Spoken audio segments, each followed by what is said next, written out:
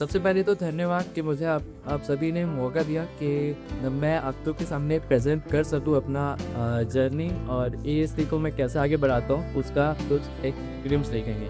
अब सबसे पहले समझेंगे कि आर्किटेक्चर होता क्या है, क्योंकि बहुत सारे लोग को ये नहीं पता कि आर्किटेक्चर क्या होता है, आर्किटेक्ट क्या होता है। तो आर्किटेक्चर इज़ द आर्ट और साइंस का एक परफेक्ट कॉम्बिनेशन होता है, जिससे हम लोग बिल्डिंग्स को फंक्शनल और सेफ और कंट्रीब्यूटेड टू द एनवायरनमेंट बनाते हैं। अब हम इसके आगे देखेंगे कि वो इज़ एन आर्किटेक्ट। आर्किटेक्ट होता कौन है? तो आर्किटेक्ट डिज़ाइनर भी होता है, प्लानर भी होता है, टेक्निकल एक्सपर्ट भी होता है, प्रोजेक्ट मैनेजर भी होता है और प्रॉब्लम सॉल्विंग का एक बेहतरीन ऑप्शन होता है जिससे हम प्रोजेक्ट को एग्जीक्यूट करते हैं।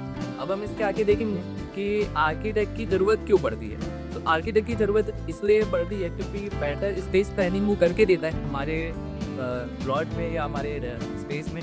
वो टेस्ट और डिज़ाइन में एक्सीलेंस होता है, जिससे हमको ये पता चलता है कि हमारी चीज़ सस्टेनेबल है या नहीं है, और उसको स्ट्रक्चरली इंटीग्रेट करता है, जिससे हमारी बिल्डिंग फ्यूचर प्रूफ होती है और 50 साल की वैलिडिटी भी मिलती है। और इसका आगे देखेंगे कि आर्किटेक्ट को हायर करने के बेनिफिट्स क्या क्या होगा। अब हमने यहाँ से देखा कि आर्किटेक्ट्स को हायर के अंदर में कि हम आर्किटेक्ट क्या होता है, तो यहाँ से हम देखेंगे कि आर्किटेक्ट्स को हायरिंग की जाती है, क्योंकि वो बेटर प्रोजेक्ट मैनेजमेंट कर सकता है आपके प्रोजेक्ट्स में, और साथ ही साथ वो स्पेसेस को ऑप्टिमाइज़ करता है। किस तरीके से ऑप्टिमाइज़ करता है वो हम आगे देखेंगे। और उसके आगे फिर हम स्ट्रक्चर सेफ्टी को क्या करता है, वो आपके प्रॉपर्टी का वैल्यू इंक्रीज करता है, और साथ साथ वो पैटर्न डिज़ाइन को बनाता है और स्टैटिक भी होते हैं। आगे देखेंगे कि आर्किटेक्ट की सर्विसेज क्या क्या होती है। तो हम लोग सिर्फ डिज़ाइन नहीं बनाते, डिज़ाइन के साथ साथ हमें इन सभी 10 चीज़ों को इंक्लूड करते हैं हमारे डिज़ाइन में, जैसे कि space planning, consultation, architecture design, working drawing, side में सुपरविजन की जो हमने डिज़ाइन दी हुई है कि वो सही तरीके से बन रहा है कि नहीं बन रहा है, प्रोजेक्ट कॉस्टिंग नहीं जा रहा है, कॉस्ट एस्टिमेट भी करते हैं कि एस्टिमेट प्रॉपर तरीके से हो ताकि प्रोजेक्ट इन्फ्लुएंसली आगे बढ़े और प्रॉपर एग्जीक्यूट हो। प्रोजेक्ट्स देखेंगे कि आर्किटेक्ट्स की प्रोजेक्ट होते कैसे। ये हमारे प्रोजेक्ट हैं रेसिडेंशियल डिज़ाइन, इसमें हमको बेस्ट आर्किटेक्ट डिज़ाइन अवार्ड भी मिला है 2024। डिज़ाइन को एग्जीक्यूट कैसे कराते हैं, पहले हम डिज़ाइन कैसे करते हैं, डिज़ाइन दिखता कैसे है, उसको एग्जीक्यूट कैसे कराते हैं। एंड ये कुछ मेरे प्रोजेक्ट्स हैं जिसमें हम लोग रेजिडेंशियल कमर्शियल, ये एक प्रोजेक्ट है जिसको हमने बहुत ही कम वैल्यू पे बनाया है।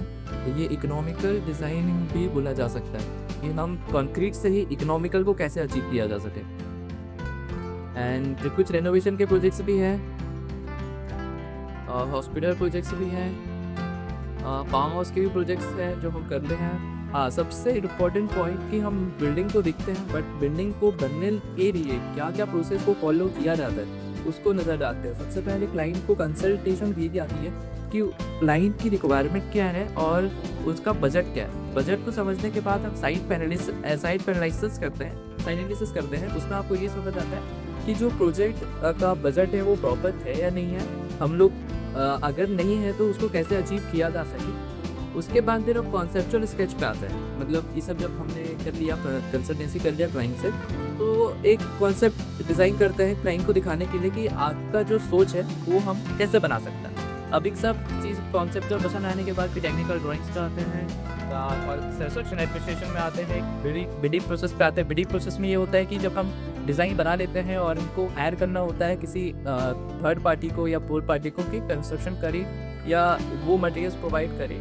उसके बाद फिर हम आते हैं मटेरियल सिलेक्शन। जब हम सब फाइनल हो जाता है, कंस्ट्रक्शन स्टार्ट हो जाता है, उसी बीच में हमको मटेरियल सिलेक्शन के लिए भी जाना होता है। उसके बाद फिर कंस्ट्रक्शन चल रहा होता है, उसी बीच हमको सारी सुपरविजन भी करना होता है कि जो हमने डिज़ाइन दी है वो प्रॉपर तरीके से बन रहा है कि नहीं बन रहा है। अब फिर उसी बीच में क्वालिटी चेक कंट्रोल होता है इंजीनियर्स के थ्रू। फिर प्रोजेक्ट कंप्लीशन होने के बाद सुपरवाइज भी करना होता है 5 ईयर्स तक। उसके बाद हम देखेंगे कि जो प्रोजेक्ट्स हमने बनाए हैं, जो डिज़ाइन किए हैं, वो सिर्फ एक अकेला आर्किटेक्ट नहीं करता है, उसकी एक प्रॉपर टीम होती है, एक एक्सपर्टाइज होती है कि उसमें कितने लोग काम कर रहे होते हैं। तो ये हमारी टीम से 5 आर्किटेक्ट्स हैं, 3 इंजीनियर्स हैं, 2 साइट सुपरवाइजर्स हैं और एक वास्तु एक्सपर्ट है। ये कुछ मेरे ऑफिस के पिक्चर्स हैं जो आप देख सकते हैं। हम लोग ब्रांड मैगजीन में भी फीचर हुए हैं 2024 में। और ये मेरे प्रोफेशनल लाइफ में सबसे बड़ा अचीवमेंट रहा है जब मेरे को most innovative young architect of Chhattisgarh का अवार्ड मिला। तो ये सिर्फ मेरी अचीवमेंट नहीं है, ये क्लाइंट का सपोर्ट है और मेरी टीम्स का वर्क है, उसकी वजह से हमको ये अवार्ड्स मिला।